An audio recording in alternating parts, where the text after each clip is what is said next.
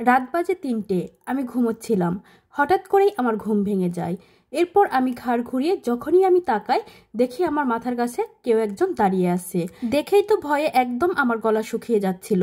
আমি মনে মনে দোয়া পড়তেছিলাম, হায় আল্লাহ, এত রাতে কে এসে আমার মাথার কাছে এভাবে দাঁড়ালো।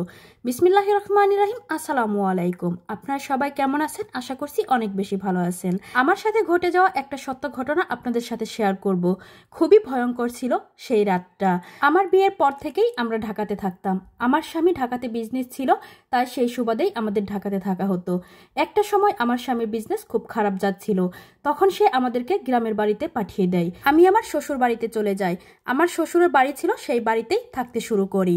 আর আমরা যখন বাড়িতে যাওয়ার পর দেখি আমার শ্বশুরের যে বাড়িটা ছিল, বাড়িটা অনেক বেশি বড় ছিল। আমার চাচা শ্বশুররা বাড়ির সামনের দিকটাতে থাকতো। আমরা বাড়িতে যাওয়ার পর তারা অনেকটা বিরক্ত হলো, কেননা সেই বাড়িটাতে তারা একা থাকতো। আর বাড়িটা অনেক বড় ছিল, তারা বাড়ির সামনের দিকটাতে থাকতো আর পেছনে অনেকটা জায়গা ছিল। তো আমরা বললাম যে আমরা এখানে ঘর করব, যেহেতু আমার শ্বশুরের জায়গাটা এখানে। তারা বললো যে না, এখানে যেহেতু আমরা অনেক দিন ধরে থাকছি, আর তোমরা গিয়ে পিছনের সাইডে যে জায়গাটা আছে সেখানেই ঘর করো। আমরা গিয়ে সেখানে ঘর করলাম। ঘর করার পর আমরা এখানে থাকতে শুরু করি। আশেপাশে অনেকের মুখে শুনতেছিলাম জায়গাটা অনেক ভালো না, তোমরা একটু সাবধানে থেকো, সন্ধ্যার পর বাইরে বেশি বের হয়েও না। সত্যিই যে আমার সাথে এরকম একটা ঘটনা ঘটবে আমি কল্পনাও করতে পারিনি। প্রথমের দিকে আমি বিশ্বাস করতেছিলাম না। যখন আমার সাথে এমন একটা ঘটনা ঘটলো, তখন আমি বিশ্বাস না করে আর পারলাম না। সেখানে গিয়ে কিছুদিন থাকতে থাকি। হঠাৎ করে মাঝে মাঝে রাতের বেলায় খুব অদ্ভুত একটা ঘ্রাণ আসতো। এত সুন্দর একটা ঘ্রাণ আসতো যেন একদম আমার দম বন্ধ হয়ে আসছে।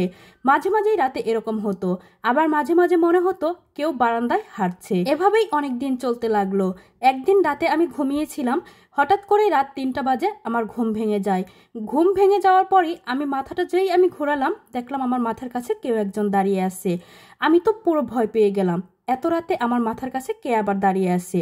আমার হাজবেন্ডে তো বাসায় নেই, পাশের রুমে আমার শাশুড়ি ঘুমাচ্ছে আর আমি আমার 2 বাচ্চাকে নিয়ে এক বিছানায় ঘুমিয়েছিলাম। আপনারা আবার অনেকেই বলতে পারেন রুম তো অন্ধকার ছিল, আপনি কি করে দেখলেন?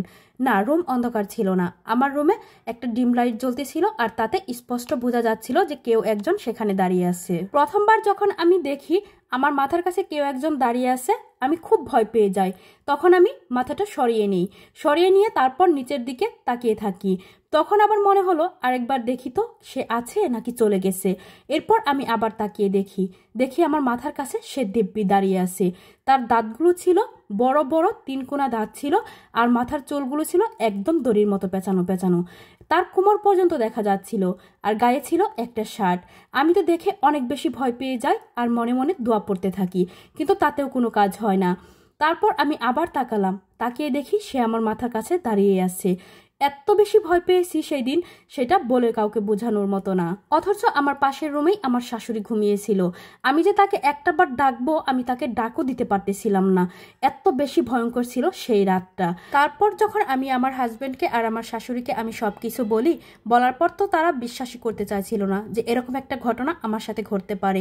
তারপর আমার হাজবেন্ডটা যখন বাড়িতে থাকে, এরকম সে কয়েকদিন আওয়াজ পাওয়ার পর তারপর সে ঘটনাটা বিশ্বাস করে। আপনারা আবার কেউ এটাকে গল্প মনে করবেন না। আপনাদের সাথে গল্প করতে করতে আমার রান্নাটাও শেষ হয়ে গেল। আমার ভিডিওটি আপনাদের কেমন লাগলো কমেন্টে জানাবেন। সবাই ভালো থাকবেন। আল্লাহ হাফেজ।